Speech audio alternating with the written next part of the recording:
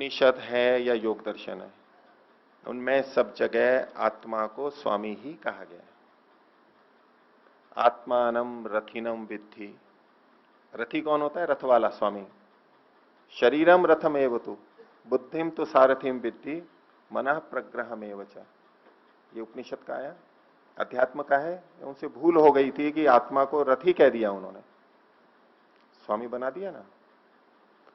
और योग दर्शन में भी आता है स्वस्वामी शक्त्यो हो स्वरूपोपलब्धि हेतु। स्वशक्ति और स्वामी शक्ति। स्वशक्ति कौन सी है? ये इंद्रियां, मन आदि, बुद्धि। और स्वामी शक्ति कौन सी है? आत्मा। उसको स्वामी शक्ति कहा है। और उस स्वरूप की हमारे को उपलब्धि करनी है कि हम इसके स्वामी हैं। अगर स्वामी बनने में अहंकार दिखता होगा आपको, स्वामी बनता है अपने आप, अहंकार है, तो हमारे पूज्य जन ये स्वामी बैठे हैं ना।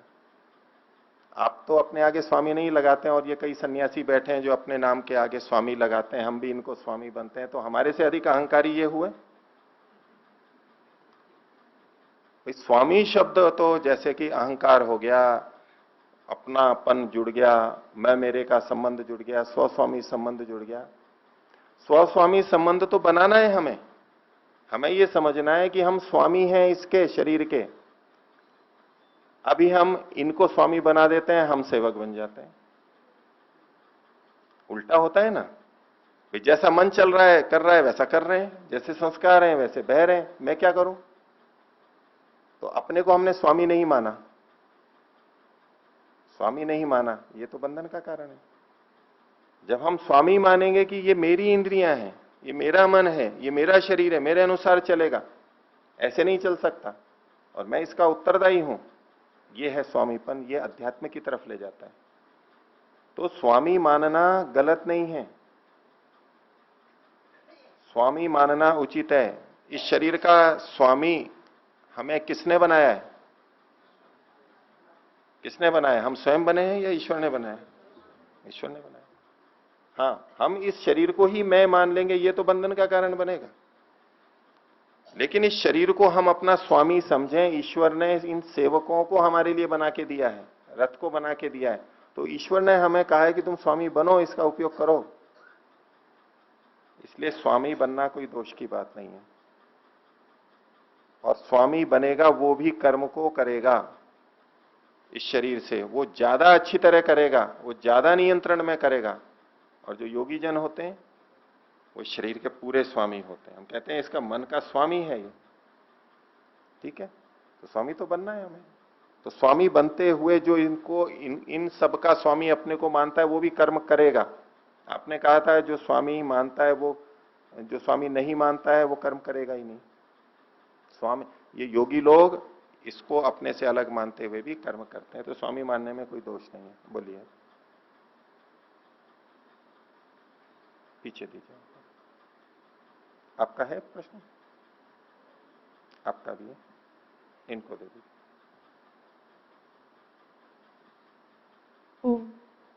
आचार्य जी, पीछे जो हमने सूत्र पढ़े हैं उनका थोड़ा सा आचार्य उदयवीर जी का देखा था, तो वहां पर एक शंका है, उसे अभी किया जाए। पूछिए जी। शंका ये है कि शुक्ल पटवत बीजवच्चेद। पहले सूत्र संख्या बोलेंगे जी। सूत्र संख्या 10 जी। शुक्ल पटवत बीजवच्चेद जी।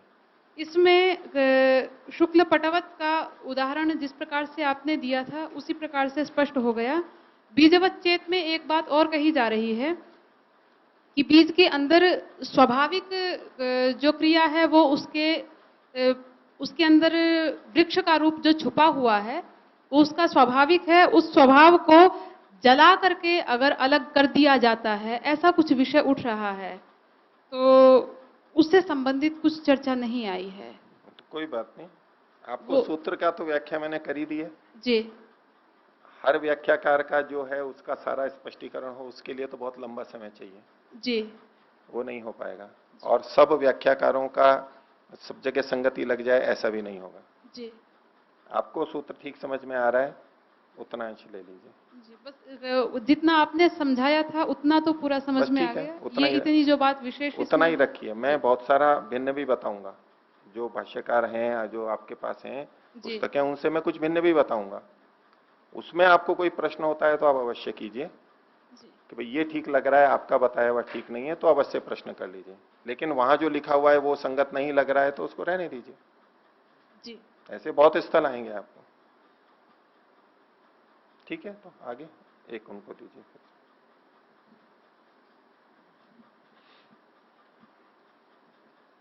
आचार्य जी, प्रश्न तो नहीं है, अगर आपकी अनुमति हो तो एक उदाहरण के माध्यम से जो अभी बात भाई जी कह रहे थे वो समझने का मैं प्रयास कर रही थी। बोलिए। व्यवहारिक काल में, क्योंकि जो बात चल रही है वो पुराने समय के हिसाब से या इस अध्यात्म के हिसाब से चल रही है।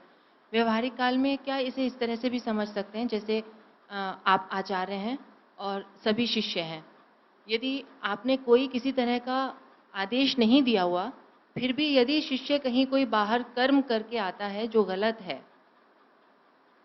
और उसका दंड, क्योंकि वो बदनामी आचार्य की होगी कि ये उनका शिष्य है, तो इस तरह से आचार्य को भी निषेध कर दिया जाता है कहीं बाहर कि ये इनके शिष्य इस तरह का व्यवहार करते हैं। तो ये इस तरह से आत्मा को हम देख सकते हैं? ऐसे नहीं देख सकते हैं ऐसे नहीं। आप। जी, क्योंकि इसमें तो ये मानना पड़ेगा कि शिष्य जैसे चेतन है और वो अपने आप क्रियाएं करते हैं, तो इंद्रियां भी, शरीर भी अपने आप भी कुछ कर लेते हैं। आत्मा की इच्छा के बिना भी अपने आप कर लेते हैं, ये मानना पड़ेगा हमारे को। जी। वो गलत हो जाएगा। इस अच्छा। उदाहरण इस तरह से इसको नहीं लेंगे। उत्तरदायित्व तो आत्मा का ही है। तो आपने जो शिक्षा हमें दी वो अच्छी थी, ठीक है, लेकिन फिर भी शिष्य करता तो है कुछ, जिस तरह से ये जो निषेध हो जाता है, जैसे राजा और सैनिकों की बात थी। राजा, सैनिक लड़ रहे हैं, सैनिक हार जाते हैं, राजा का उत्तरदायित्व है। वो तो उसने, इसमें फिर राजा का क्या दोष था कि राजा बंदी बनता है? और नहीं, इसमें ये जो आप उदाहरण दे रही है ना, ये ईश्वर के संदर्भ में तो घटता है अच्छा। कि ईश्वर ने हमारे को अच्छा बता दिया और अब हम गलत कर रहे हैं। जी जी जी। ईश्वर ने शरीर आदि इंद्रियां दे दी जी और हम गलत कर रहे हैं, तो कहेंगे कि परमात्मा ने ही तो ऐसा शरीर दिया जिससे हम इतनी गलतियां कर रहे हैं, इसलिए दोष परमात्मा पे जाएगा। ऐसा कोई कहे अच्छा। तो उस प्रसंग में उसे समझाने के लिए ये उदाहरण ठीक है। यहां इस संदर्भ में तो नहीं लेंगे इसको। जी। इसमें तो कर्तृत्व तो आत्मा का ही मानना होगा। कर्तृत्व आत्मा का ही मानना होगा। उत्तरदायित्व है, वो इंद्रियां अपने आप यूं नहीं जाएंगी। प्रकृति वशात कुछ होता है, उसमें तो कोई दोष भी नहीं मानता है। अब किसी को नींद इतनी आ रही है या कुछ ऐसा रोग है जिसके कारण से वो स्वयं चल ही नहीं पा रहा है और जी गिर रहा है और उसके गिरने से किसी को चोट लग गई दूसरे को, जी जी। तो उसमें तो वो दोष नहीं माना जाता है। वो एक अलग बात हो गई। ठीक है, धन्यवाद। अब आगे चलते हैं। तो बंधन का कारण क्या है, किस तरह से हमें बंधन हुआ, उसकी चर्चा चल रही है। तो कर्म के बाद में और एक संभावना को मानते हुए अगला सूत्र, 18वां सूत्र बताया जा रहा है। मेरे बात में बोलेंगे, प्रकृति निबंधनात् चेत न तस्यापि पारतंत्र्यम। प्रकृति निबंधनात् चेत, चेत मतलब यदि, यदि ये माना जाए कि प्रकृति ने हमें बांध लिया है, प्रकृति यानी जड़ प्रकृति, ये संसार, प्रकृति ने हमें बांध लिया है और हम इसलिए बंध गए हैं, ये भी तो एक बंधन का कारण हो सकता है। कल्पना में कोई सोच सकता है कि हम तो नहीं बंधना चाह रहे थे कि प्रकृति ने हमें बांध लिया है, इसलिए ये बंधन है। तो प्रकृति के निबंधन से, प्रकृति के द्वारा बांध लिए जाने से ये बंधन है। हम सामान्यतः ऐसे बोलते ही हैं, हम शरीर में हैं, बंधे हुए हैं, अब क्या करें, छूट तो सकते नहीं इससे। प्रकृति के बंधन में बंधे हुए हैं, प्रकृति के बंधन से छूटना है। अब प्रकृति के अनुसार जैसा होता है वो हमको बंधे बंधाए चलना होता है। तो प्रकृति का भी हम कथन करते रहते हैं। तो क्या प्रकृति ने हमें बांध लिया है? तो कहा कि न, प्रकृति तो नहीं बांध सकती, प्रकृति के कारण बंधन नहीं है। यद्यपि एक दृष्टि से देखेंगे तो प्रकृति में ही तो हम बंधे हैं, इसलिए प्रकृति ही कारण है। अगर प्रकृति नहीं होती तो हमारा बंधन होता क्या? अगर प्रकृति नहीं होती तो हमारा बंधन होता? नहीं होता। इस दृष्टि से लगता है कि प्रकृति ने ही तो बांध रखा है, प्रकृति में ही तो हम बंधे हैं। उतने अंश में ठीक होते हुए भी अभी क्या कहा जा रहा है कि प्रकृति आई और उसने हमको पकड़ करके बांध लिया। क्या ऐसा हुआ है? क्या वो प्रकृति का ऐसा कर्तृत्व होकर के हमारा बंधन हुआ है? तो उसके लिए कह रहे हैं कि न, प्रकृति ने नहीं बांधा है हमारा। तो प्रकृति निबंधना चेत, यदि कोई कहे कि प्रकृति के कारण से बंधन हुआ है तो न, ये तो हुआ कथन, निषेध कथन हुआ, प्रतिज्ञा हुई। क्यों ऐसा नहीं मानते? तो उसके लिए हेतु दिया जा रहा है, तस्यापि पारतंत्र्यम, उसकी भी परतंत्रता है। प्रकृति तो खुद परतंत्र है क्योंकि वो जड़ है। जड़ वस्तु स्वतंत्र नहीं होती है, स्वतंत्रता तो चेतन में ही होती है। तो जो स्वयं परतंत्र है उसने बांध लिया ऐसा तो नहीं कह सकते। हथकड़ी हमारे को बांध सकती है, हम हथकड़ी में बंधे हुए हैं, हम हथकड़ी में बंधे हुए हैं, रस्से में बंधे हुए हैं, पशु रस्सी से बंधा हुआ है। तो हम कह सकते हैं कि प्रकृति ने या साकल ने, रस्सी ने, जंजीर ने हमें बांध रखा है। बांध रखा है या नहीं? तो एक दृष्टि से कह सकते हैं कि रस्सी ने और जंजीर ने बांध रखा है, लेकिन क्या रस्सी ने आकर के हमें बांधा था खुद ने? जंजीर ने आके हमें बांधा था?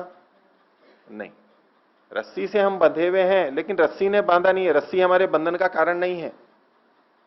क्योंकि तस्यापि पारतंत्र्यम, उसकी भी परतंत्रता है। रस्सी अपने आप आके हमें बांधेगी नहीं, जंजीर आके अपने आप बांधेगी नहीं, इसलिए जंजीर या रस्सी बंधन का कारण नहीं है हमारा। इसी तरह से ये प्रकृति भी, ये शरीर भी, ये संसार भी, ये हमारे बंधन का कारण नहीं है। हम संसार की वस्तुओं को बंधन का कारण मान लेते हैं। कैसे बंधा हुआ है? घर परिवार में बंधा हुआ है, धन संपत्ति से बंधा हुआ है। किसने बांध रखा है इसको? धन संपत्ति ने बांध रखा है। वास्तव में धन संपत्ति नहीं बांधती, वो तो जड़ है, वो थोड़ा ना बांधती है। तो संसार की वस्तुओं ने बांध रखा है उसको, मनुष्य को। तो संसार की वस्तुएं जड़ हैं, वो कैसे बांधेंगी? तो कहें हमारे बंधन का कारण प्रकृति भी नहीं है। ठीक है? तो प्रकृति ने आके तो हमें बांधा नहीं। तो एक फिर दूसरी बात हो सकती है, हम स्वयं जाके प्रकृति से बंध गए, ऐसा भी तो हो सकता है। हम स्वयं जाकर के प्रकृति से बंध गए, ऐसा भी तो हो सकता है। तो उसके विषय में अगला सूत्र कह रहे हैं, 19वां सूत्र बोलिए। न नित्य शुद्ध बुद्ध मुक्त स्वभावस्य तद योगः तद योगात् ऋते। तो नित्य शुद्ध बुद्ध मुक्त स्वभावस्य न तद योगः। तद योग का मतलब है उस प्रकृति से योग। प्रकृति ने तो आके बांधा नहीं, लेकिन हम प्रकृति से जाके बंध गए, ये भी हमारे बंधन का कारण हो। तो बोले कि न तद योगः, ये योग उसका नहीं हो सकता। किसका? क्योंकि जो नित्य शुद्ध बुद्ध मुक्त स्वभाव है वो प्रकृति से जाके बंध नहीं सकता। ये नित्य शुद्ध बुद्ध मुक्त स्वभाव कौन है? तो ये आत्मा, पुरुष के संदर्भ में कहा जा रहा है। नित्य का मतलब है सदा रहने वाला, जिसका आदि और अंत नहीं है। शुद्ध का मतलब है जो पवित्र है, दोष नहीं है जिसमें। आत्मा में अपने आप में दोष नहीं है। जो विकार आज दिखाई देते हैं हमें अपने में, वो दोष आत्मा में स्वतः स्वभावतः नहीं है, वो शुद्ध है। और वो बुद्ध भी है, जानने वाला भी है, ज्ञाता भी है। जो ज्ञाता है, जानने वाला है, वो क्यों बंधेगा जाकर के? नहीं बन सकता। और ज्ञाता होते हुए भी वो मुक्त स्वभाव वाला है।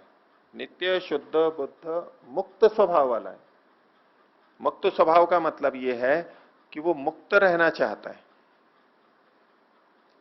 जानकार है, बुद्ध है, और स्वयं मुक्त रहने की इच्छा वाला है, स्वभाव वाला है।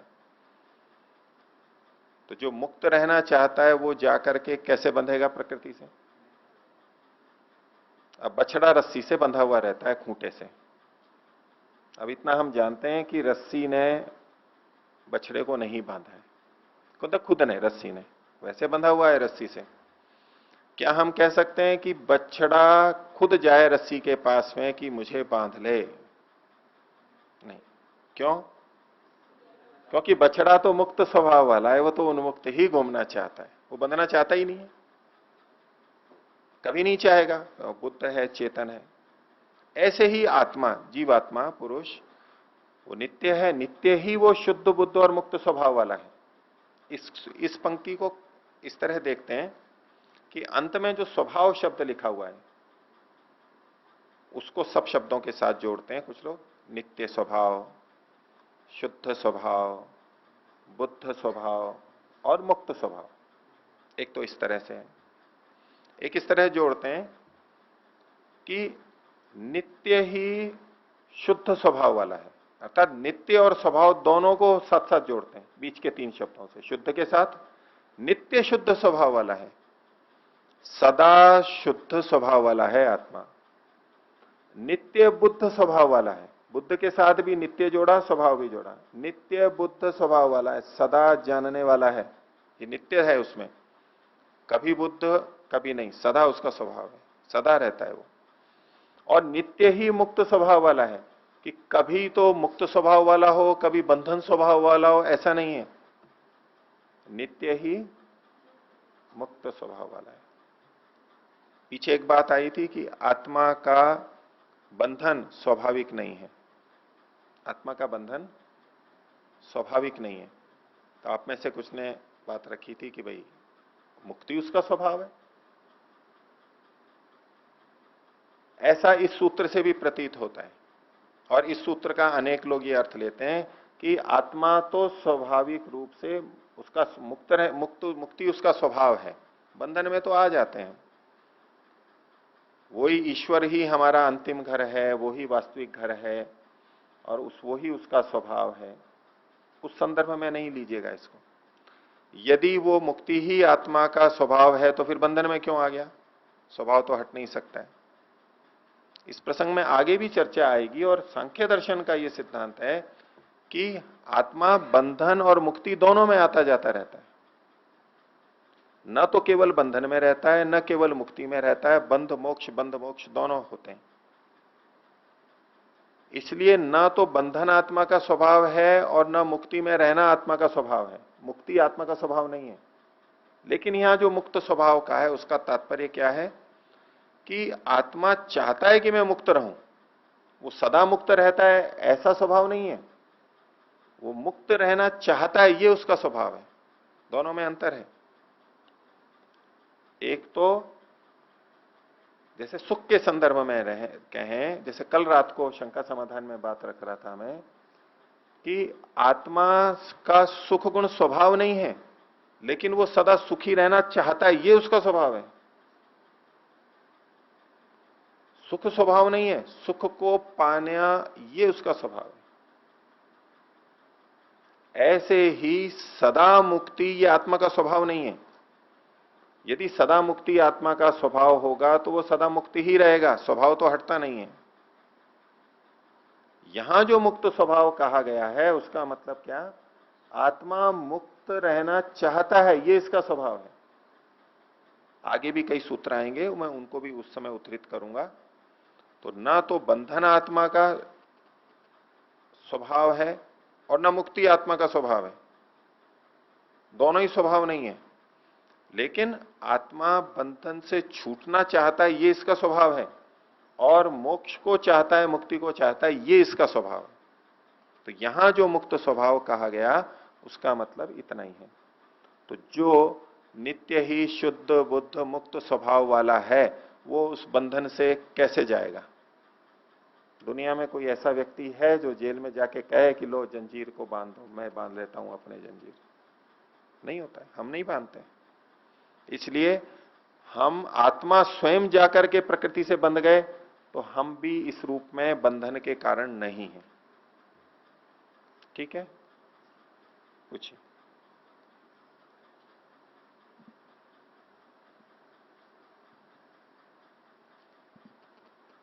आचार्य जी, इस मुक्त स्वभाव जो कहा तो आपने इसका अर्थ किया मुक्त रहना चाहता है, और पहले जो दो तीन शब्द थे हमारे पास, नित्य, शुद्ध, बुद्ध, इसको इसके साथ भी आपने ये क्यों नहीं जोड़ा कि मुक्त रहना, ये नित्य रहना चाहता है, शुद्ध रहना चाहता है, बुद्ध रहना चाहता है? वो भी ले सकते हैं, चाहना भी जोड़ सकते हैं। और आत्मा तो शुद्ध है, अपने आप में आत्मा निर्लिप्त है। पीछे भी सूत्र आया था, असंगो ही अयम पुरुष है, उपनिषद का भी वचन है। इस रूप में वो शुद्ध है। और बुद्ध यानी जानना, ये तो चेतन का स्वभाव है, वो जानने की इच्छा करता है, ये भी ठीक है, उसका भी निषेध नहीं कर सकते, लेकिन वो सदा जानने वाला है उतने अर्थ में। और मुक्त स्वभाव में इसलिए नहीं किया क्योंकि यदि हम ऐसा मान लेते कि आत्मा सदा मुक्त रहता है, ये उसका स्वभाव है, तो फिर तो आप और हम जो बैठे हैं, ये क्या, कौन बैठा है? ये पुरुष तो हो नहीं, चेतन तो हो नहीं सकता है, क्योंकि आत्मा तो मुक्त स्वभाव वाला है, वो तो मुक्ति में ही रहेगा।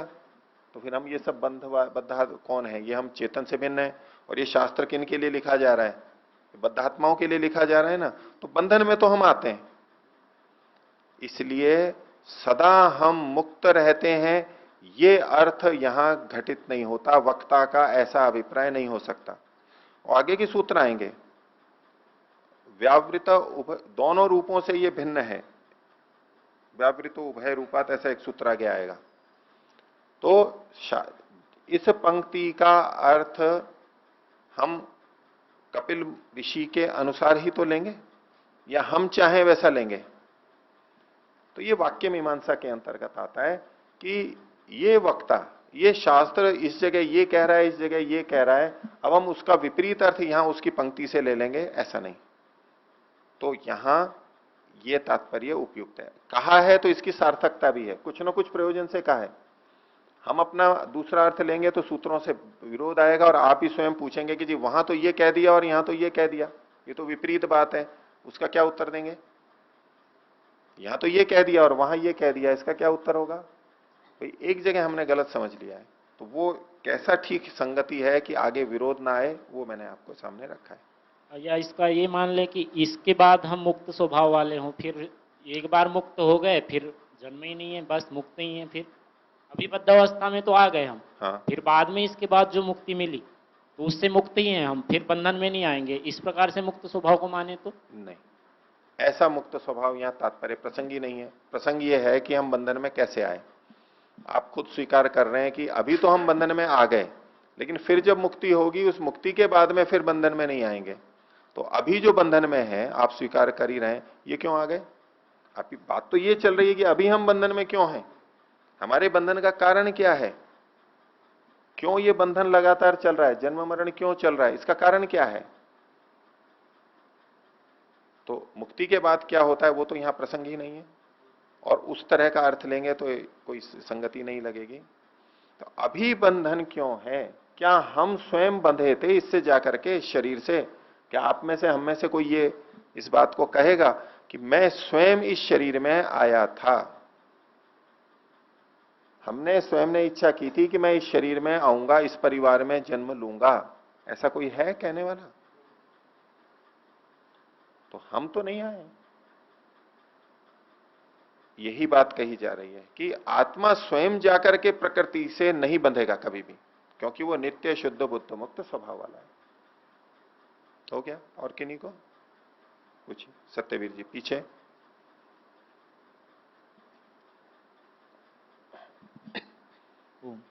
सूत्रार्थ दोबारा बता दो जी।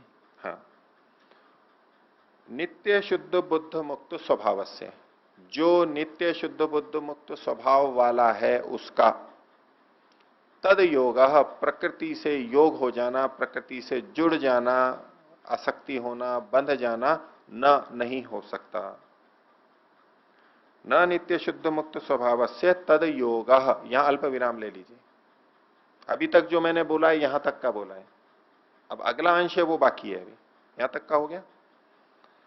आगे तद योगात ऋते, ऋते मतलब उसके बिना, उससे भिन्न, उसके योग से भिन्न, यानी आत्मा प्रकृति से जाके नहीं जुड़ा, फिर बंधन का और क्या कारण हो सकता है, उसके अतिरिक्त क्या कारण होते हैं, वो प्रसंग आगे अभी चलेगा। इसके बिना और क्या कारण है? आत्मा प्रकृति से नहीं जुड़ा, अपनी इच्छा से, फिर और बंधन का क्या कारण है, वो भी आगे और चर्चा चलेगी। ठीक है, आगे चलते हैं।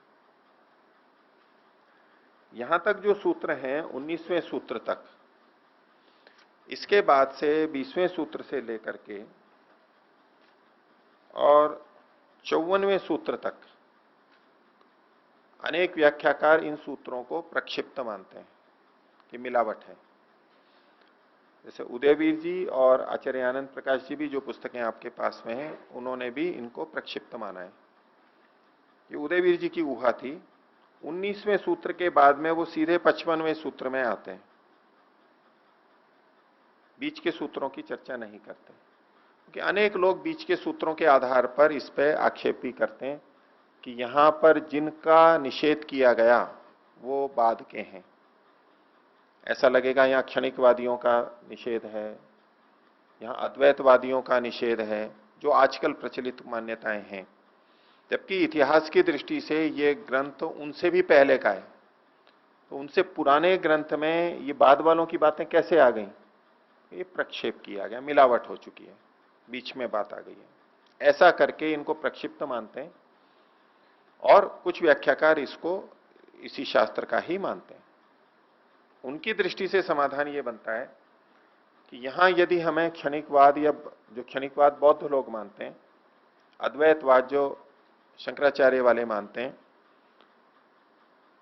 उनके वादों की तो चर्चा है, वो वाद तो उनसे पहले भी चल रहे थे। अद्वैतवाद शंकराचार्य जी के बाद ही आया हो ऐसा नहीं, वो पहले भी चल रहा था। तो ऐसी मान्यता पहले वालों की भी हो सकती है, क्षणिकवाद की मान्यता भी पहले वालों की हो सकती है, बौद्धों के आने के बाद ही हो ऐसा नहीं। तो यहां उन चीजों का उल्लेख तो है, लेकिन उस उल्लेख से हम ये क्यों माने कि ये शंकराचार्य जी के बाद का है, ये बौद्ध के बाद का सिद्ध हो जाएगा? पहले भी चल सकता है। तो जो इन सूत्रों को ग्रंथ का ही, सांख्य दर्शन का ही मानते हैं, वो इस तरह से समाधान करते हैं। हम तो उन सूत्रों को भी पढ़ लेते हैं, उनको जो सूत्र स्वीकार्य नहीं होते हैं कि ये तो कुछ सिद्धांत विरुद्ध बात आती है, तो ठीक है हटा देंगे, लेकिन अभी हम उन सूत्रों को भी पढ़ेंगे। तो आगे देखिए 20वां सूत्र बोलेंगे, न अविद्या तो अपि अवस्तुना बंध अयोगात। न अविद्यातः अपि, अविद्या से भी हमारा बंधन नहीं हुआ। अभी बहुत सी चीजों का निषेध किया, चर्चा वही चल रही है कि बंधन का कारण क्या है। तो अविद्या भी बंधन का कारण नहीं है। अविद्या शब्द के दो अर्थ हैं। वैसे योग दर्शन में आता है तस्य हेतु अविद्या, अविद्या बंधन का कारण है, लेकिन वो कौन सी अविद्या? मिथ्याज्ञान। यहां किस अविद्या की बात की जा रही है?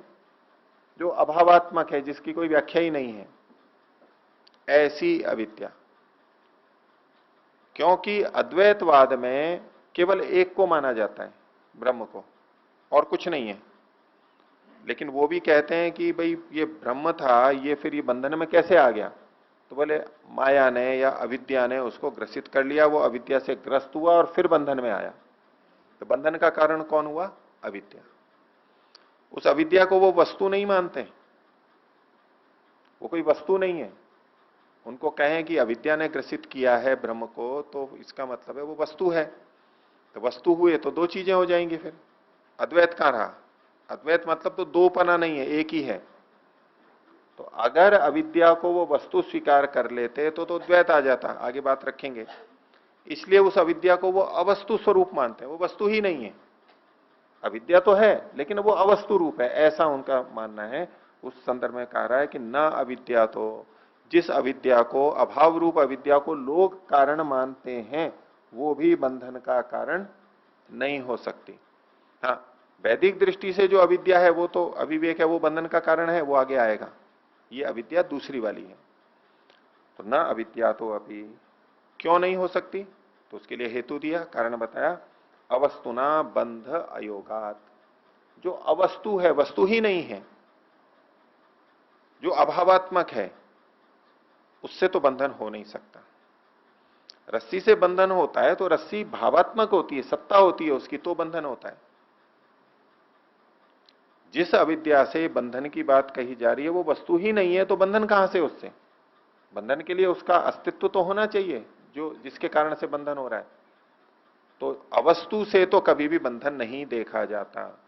न अवस्तुना, अवस्तुना बंध अयोगात। कोई उदाहरण आपको दिखता हो तो बोलिए कि देखो ये वस्तु नहीं है और फिर भी उससे बंधन हो गया। जिसका अस्तित्व ही नहीं है उससे बंधन हो सकता है? संभव ही नहीं है। इसलिए वो अविद्या बंधन का कारण नहीं हो सकता। ठीक है। इसी प्रसंग में और आक्षेप करते हुए अगला सूत्र कहते हैं, 21वां सूत्र बोलेंगे, वस्तु तत्वे सिद्धांत हानि ही। अगर कोई ये कहे कि नहीं मैं उसको वस्तु मान लूंगा, क्योंकि पिछले सूत्र में अविद्या को बंधन का कारण मना किया गया और उसमें कारण बताया कि वो वस्तु ही नहीं है। तो अगर सामने वाला कहने लगे, जो अविद्या को बंधन का कारण मानता है, वो ये कहने लगे कि मैं अविद्या को भी वस्तु मान लूंगा, आपको वस्तु नहीं है इसलिए बाधा आ रही है ना, मैं इसको वस्तु मान लूंगा, तब तो बंधन का कारण हो जाएगा वो। तो उसके लिए सूत्रकार सिद्धांती बोल रहे हैं कि अगर आप उसको वस्तु मान लोगे तो एक बड़े सिद्धांत की हानि होगी, आपके सिद्धांत की हानि होगी। क्या सिद्धांत की हानि होगी? कि जो अभावात्मक है उसको भी आप वस्तु मान लोगे। वस्तु किसे मानना होगा? जो भावात्मक है, सत्तात्मक है, उसी को तो वस्तु कहेंगे। माइक आदि है, इनका अस्तित्व है, तो हम कहें हाँ ये एक वस्तु है। जो है ही नहीं उसको आप वस्तु मान लोगे तो ये तो बहुत बड़ा सिद्धांत की हानि हो जाएगी। इसलिए आप उसको वस्तु रूप तो मान नहीं सकते हो, एक बात। दूसरा दोष और आगे बता रहे हैं कि क्यों अभावात्मक अविद्या बंधन का कारण नहीं हो सकती। तो 22वां सूत्र बोलेंगे, विजातीय द्वैत आपत्तिश्च। द्वैत की आपत्ति आ जाएगी, द्वैत का दोष आ जाएगा आपके मत में। जिसने ये कहा था कि अविद्या के कारण से बंधन होता है, अभाव रूप अविद्या के कारण से बंधन होता है, उनके पक्ष में दोष बताया जा रहा है कि अगर आप इसको वस्तु मानोगे तो आपके पक्ष में विजातीय यानी भिन्न जाति वाला, ब्रह्म एक जाति है, ब्रह्म का अस्तित्व वो मानते हैं, ब्रह्म से भिन्न जो एक दूसरा है, उस विजातीय द्वैत की, द्वित्व की, दूसरे की आपत्ति आ जाएगी आपके सिद्धांत में। और वार्तालाप में, बातचीत में, ये हम दूसरे से अपेक्षा ही रखते हैं कि वो अपने सिद्धांत के विपरीत ना बोले। अगर वो खुद अपने सिद्धांत के विपरीत बोलेगा तो खुद ही अपने सिद्धांत का खंडन कर रहा है। कुछ सिद्धांत ले रखा है और उसके विपरीत कुछ बोला जा रहा है, तो ये तो बुद्धिमान व्यक्ति का लक्षण नहीं है और इसको दोष माना जाता है। तो यदि आप अभावात्मक अविद्या को वस्तु मानोगे तो विजातीय द्वैत की आपत्ति आपके पक्ष में आ जाएगी, सामने वाले को दोष दिखा रहे हैं। इसलिए आप ये नहीं कह सकते कि अविद्या से बंधन है। पहली बात तो वो वस्तु ही नहीं है, और वस्तु मान लिया तो एक तो सिद्धांत की हानि होगी, एक विजातीय द्वैत की आपत्ति आ जाएगी, दोष आ जाएगा आपके पक्ष में। इसलिए आप तो ये मान नहीं सकते इसको वस्तु, और अवस्तु मानोगे तो अवस्तु से बंधन होता नहीं है। इसलिए अविद्या, अभावात्मक अविद्या भी बंधन का कारण नहीं है। हो गया इतना। अब पूर्व पक्षी इसके आगे और बात रख रहा है, अभी चुप नहीं हुआ है, वही प्रसंग चल रहा है कि अविद्या बंधन का कारण है। जिसने ये कहा अविद्या बंधन का कारण है, वही व्यक्ति बोल रहा है। अविद्या को अवस्तु रूप मानेगा तो भी दोष आ रहा था, और अविद्या को वस्तु रूप मानेगा तो भी दोष आ रहा था। दोनों पक्षों में दोष दिखा दिए सिद्धांती ने। तो अब ये एक चतुराई कर रहा है पूर्व पक्षी। तो 23वां सूत्र बोलिए, विरुद्ध उभय रूपा चेत। अगर मैं ये मान लूं या वो पूर्व पक्षी ऐसा कहे कि इन दोनों से भिन्न रूप वाला है वो अविद्या इन दोनों से भिन्न रूप वाली है। किस तरह भिन्न रूप में? कि न तो वो वस्तु रूप है और न अवस्तु रूप है। वस्तु रूप और अवस्तु रूप दोनों से भिन्न एक विचित्र चीज है, ऐसा मान ले तो ये कल्पना की है उसने ऐसी चतुराई से। तो कहा विरुद्ध उभय रूपा चेत, अगर पूर्व पक्षी ये कहे कि ये वस्तु और अवस्तु से भिन्न कोई ऐसी विशिष्ट चीज है, तो उसका उत्तर सिद्धांति दे रहा है 24वें सूत्र में बोलेंगे, न तादृक पदार्थ अप्रतीते है। न इसके बाद अल्प विराम है कि नहीं, ऐसा नहीं हो सकता। वस्तु और अवस्तु से भिन्न कोई तीसरी चीज हो, ऐसा नहीं हो सकता है, ऐसा है ही नहीं। क्यों नहीं हो सकता है? तो उसके लिए हेतु दिया, तादृक उस प्रकार के पदार्थ की अप्रतीत है, प्रतीति न होने से। ऐसा कोई अभी तक ज्ञात ही नहीं है जो ना तो वस्तु हो और ना अवस्तु हो, ऐसा कोई है ही नहीं। अगर ऐसा होता है तो पहले बताओ आप कि देखो ये ऐसा है, तो यहां भी मान लेंगे ऐसा हो सकता है, लेकिन ऐसा कुछ होता ही नहीं है। इसलिए ये आपकी केवल कल्पना है। वस्तु अवस्तु से भिन्न कोई विचित्र चीज है, ऐसा भी नहीं मान सकते। इसलिए अविद्या से तो बंधन नहीं होता है। यहां तक हो गई बात। आगे देखिए, अब इसके ऊपर पूर्व पक्षी फिर आक्षेप कर रहा है।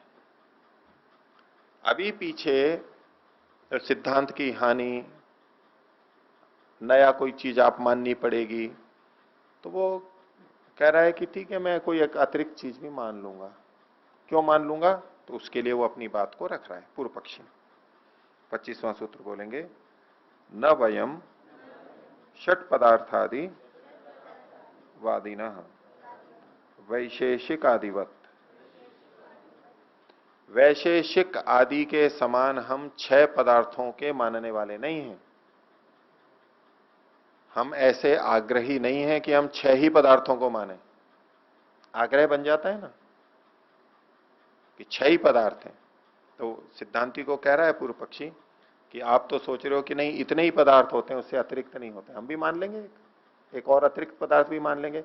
6 ही माने ऐसा हमारा आग्रह नहीं है, हम आग्रहों से मुक्त हैं। आप आग्रही हैं। वैशेषिक दर्शन कितने पदार्थ मानता है? 6 मानता है। द्रव्य, गुण, कर्म, सामान्य, विशेष और समवाय। बोले हम ऐसा आग्रह नहीं रखते। न वयम षट पदार्थादिवादी, हम 6 ही मानते हैं, ऐसा नहीं है। और 6 आदि लगा रखा है। तो जैसे न्याय दर्शन के अंदर 16 माने गए हैं, वो अलग ढंग से है, प्रमाण, प्रमेय, संशय आदि। तो ना हम 16 वाले से बंधे हुए हैं, हम किसी पक्ष में नहीं है, बंधे हुए नहीं है हम। आप बंधे हुए हो, आपको समस्या हो रही होगी, हम तो किसी से बंधे हुए नहीं है। और सांख्य दर्शन 25 को मानता है, 24 और एक चेतन को, 25 को। तो बोले उससे भी हम नहीं बंधे हुए हैं, हम एक और जोड़ लेंगे, कौन सी आपत्ति है? तो न वयम षट पदार्थादिवादी न वैशेषिक आदिवत। वैशेषिक, न्याय, सांख्य, ये जो अन्य धाराएं हैं, उनमें जितने जितने कहे हम उसका आग्रह नहीं है, हम तो आग्रह मुक्त हैं। हम एक को और जोड़ लेंगे, इसको, अविद्या को। आपको क्या आपत्ति है? तो ये जो वर्गीकरण किया जाता है वस्तुओं का, वो कौन सा वाला ठीक है? कितने वर्गीकरण कर सकते हैं? संसार के पदार्थों का वर्गीकरण वैशेषिक ने 6 रूप में किया। क्या और भी वर्गीकरण हो सकते हैं? वो ठीक है या गलत है? मान लीजिए किसी ने वर्गीकरण किया चेतन और जड़, 2 वर्गीकरण किए, इसमें सारे पदार्थों का समावेश हो जाएगा। तो ये गलत है या सही है? सही है। उसने 6 को नहीं माना ना, उसने 2 ही माने। अब जैसे प्राणियों का वर्गीकरण करें, कितनी तरह से कर सकते हैं? 2 तरह से। कैसे हैं? प्राणियों का, ठीक है, अच्छे और बुरे इस रूप में कर दिया। और क्या भेद कर सकते हैं? बोलिए। जाति के हिसाब से कि भाई मनुष्य है, पशु है, ये मनुष्य है, गाय है, कुत्ता है, भेड़ है, ये बहुत सारे हो गए। वर्गीकरण में क्या हम थोड़ा सा लेते हैं। आपको इसको छोटे में वर्गीकरण करना हो तो क्या करेंगे? 3 तरह से। कौन कौन से? जलचर, जलीय, थलचर और नभचर। 3 हो गए, जलचर, थलचर, नभचर। ये 3 भेद की है। ये वर्गीकरण गलत है या सही है? सही है। गलत है तो उसमें थोड़ा सा आप जोड़ दीजिए। उभयचर का ही है उदाहरण। हाँ, उभयचर का ही है। उसमें ज्यादा विस्तार करने की जरूरत नहीं है, सब समझ लेते हैं। तो ये कहीं भी आपने 3 ही किया, उभयचर भी तो होते हैं। तो बोले ठीक है ना भाई, ये 3 मानने वाले नहीं है, हमें 3 का आग्रह नहीं है, हम तो चौथा भी मान सकते हैं। ठीक है, मान लीजिए, कोई बात नहीं। ये संगत है कि भाई कुछ जल में और थल में रहते हैं, जैसे कि बतखें आदि भी रहती हैं, कुछ जल में भी और थल में भी, ऐसे मिश्रित भी होते हैं। मान लीजिए, कोई बात नहीं, आपने 4 मान लिया। और वर्गीकरण कर सकते हैं, स्थावर जंगम कर सकते हैं, और कर सकते हैं जो यहां पर आगे बताया जाएगा, जरायुज, अंडज, स्वेदज और उद्भिज प्राणियों के। आप पुरुष और स्त्री भी कर सकते हैं, सभी में है। मिश्रित भी कर सकते हैं, कोई कहे नहीं हम तो 3 करेंगे, तो 3 भी कर सकते हैं, कर लीजिए जितने भी है, तो उसमें दोष तो नहीं है ना। वर्गीकरण हम अपनी इच्छा से कर सकते हैं। तो इसी तरह से अभाव को भी हम जोड़ लेंगे, अविद्या को। आपको क्यों आपत्ति है? क्यों 6 और उसके आग्रह में है, एक और जोड़ सकते हैं।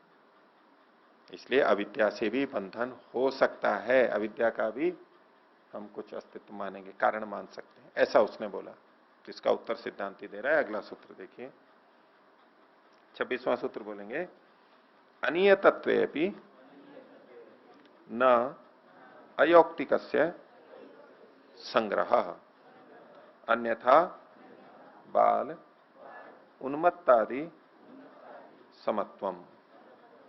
कह रहे हैं अनियतत्वे अपि, अनियत होने पर भी स्वीकार किया सिद्धांति ने कि ये जो वर्गीकरण होते हैं, 6 पदार्थ हैं या 16 हैं या 25 हैं, ये वर्गीकरण है अलग अलग, वो नियत नहीं है, अपनी अपनी दृष्टि से अलग अलग किए जा सकते हैं। तो अनियतत्वे भी, अनियत होने पर भी मान रहे हैं कि अनियत है, लेकिन न अयौक्तिक से संग्रह, जिसकी युक्ति नहीं है उसका संग्रह फिर भी नहीं होगा। आपको संग्रह तो कोई युक्ति तो होनी चाहिए, जैसे इन्होंने उभयचर कहा। और प्राणियों के भेद कर सकते हैं, भाई स्तनधारी हैं और स्तनधारी नहीं है, फिर भी कोई कहे कि नहीं ये और होना चाहिए, अगर युक्ति संगत है तो स्वीकार्य है। वर्गीकरण निश्चित है ऐसा हम आग्रह नहीं कर रहे हैं, सिद्धांति कह रहे हैं भिन्न भिन्न हो सकते हैं, लेकिन वर्गीकरण होना तो युक्ति संगत चाहिए। तो अनियतत्वेपि न अयोक्तिक संग्रह, अयुक्ति संगत का संग्रह, अयुक्ति युक्त का संग्रह तो नहीं हो सकता है। आप जो अविद्या को, जो अभावात्मक है उसको ले रहे हो, ये तो अयुक्ति युक्त संगत है, इसमें कोई युक्ति नहीं है आपके। और यदि अयुक्ति संगत का आप संग्रह करोगे तो क्या होगा, अन्यथा यदि युक्ति विरुद्ध का संग्रह करोगे तो बालोन्मत्तादि समत्वम, ये बालक और उन्मत्त यानी पागल, उसके समान की स्थिति बनेगी। बालक का मतलब बाल अज्ञो भवती, वही बाला जो अज्ञानी है, छोटा बच्चा होता है वो जानता नहीं है, वो वर्गीकरण कर दे तो गलत वर्गीकरण होता है। बच्चों को सिखाते भी हैं कि इनका वर्गीकरण करो, ये वस्तुएं हैं इनको छांटो इधर और इधर, वो कई बार गलत वर्गीकरण भी कर देते हैं। तो अगर अयुक्त युक्त वर्गीकरण है तो ये बाल या उन्मत्त पागल के समान समझा जाएगा, यानी बुद्धिमान व्यक्ति अयुक्ति संगत नहीं होगा, अयुक्ति संगत को संग्रह नहीं करेगा। तो आप अविद्या को यदि मानते हैं तो ये तो अयुक्ति युक्त संग्रह होगा और आप बाल और उन्मत्त के समान माने जाएंगे और आपकी बात स्वीकार नहीं होगी। इसलिए अविद्या के कारण तो बंधन नहीं हो सकता। यहां तक हो गया, किन्हीं को पूछना है? आगे देखिए, एक और बंधन का कारण विचार रहे हैं। कई जने ऐसा बोलते हैं कि परमात्मा ने ऐसा संसार सुंदर बना दिया कि उसमें हमारा आकर्षण हो जाता है, बंधन हो जाता है। ठीक है, इस संसार ही ऐसे बनाए और ऊपर से ये ऐसी इंद्रियां दे दी जिनसे इतना सुंदर दिखाई देता है, इतना सुंदर सुनाई देता है, जीभ से इतना स्वादिष्ट लगता है, इंद्रियां भी ऐसी दे दी। तो बंधन का कारण क्या है? यदि ये विषय नहीं होते, ये इंद्रियां नहीं होती, तो आत्मा का इनसे संपर्क ही नहीं होता। संपर्क ही नहीं होता तो बंधन का कारण ही नहीं होता।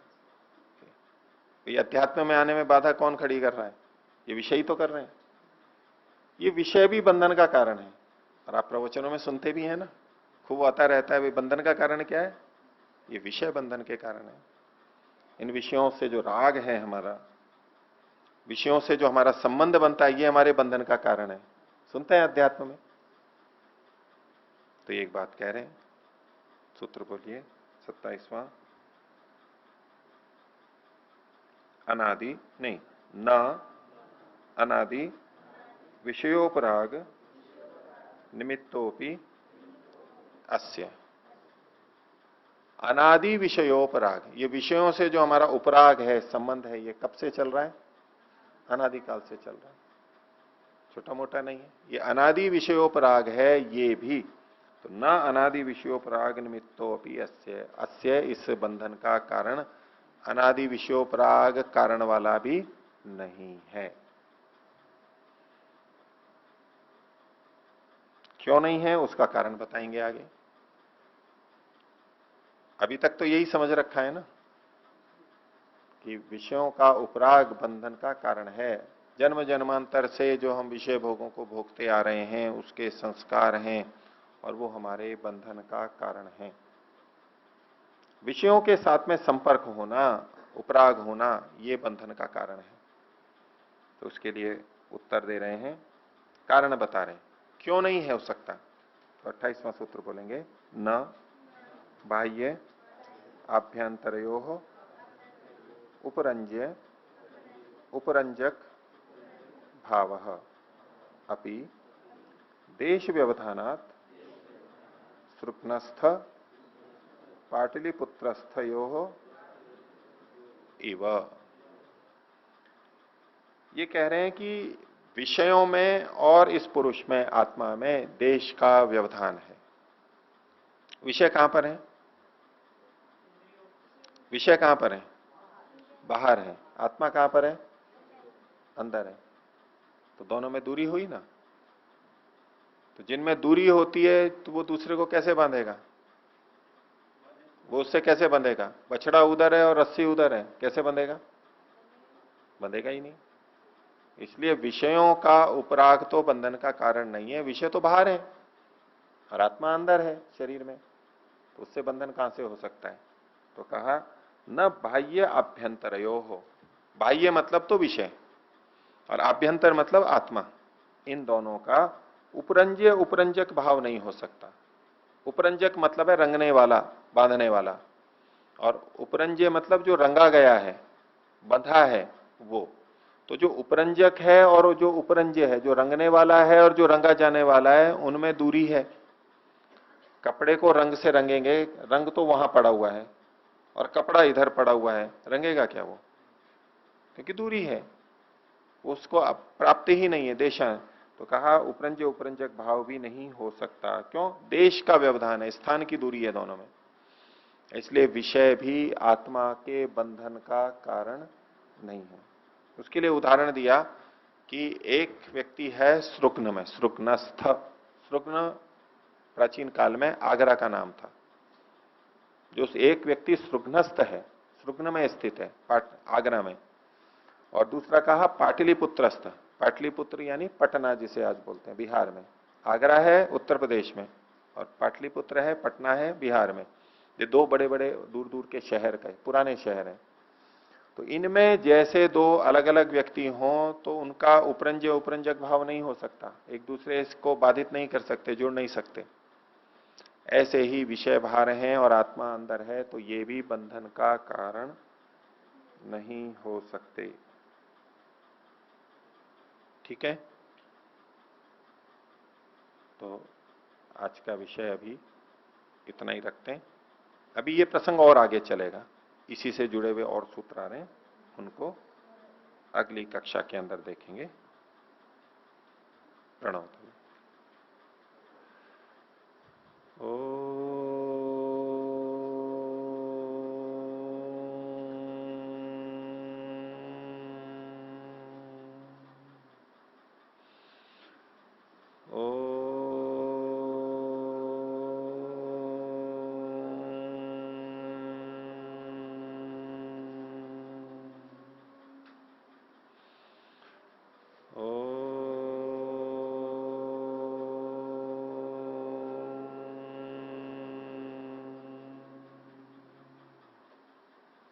सभी को सादर अभिवादन। ओम शांति।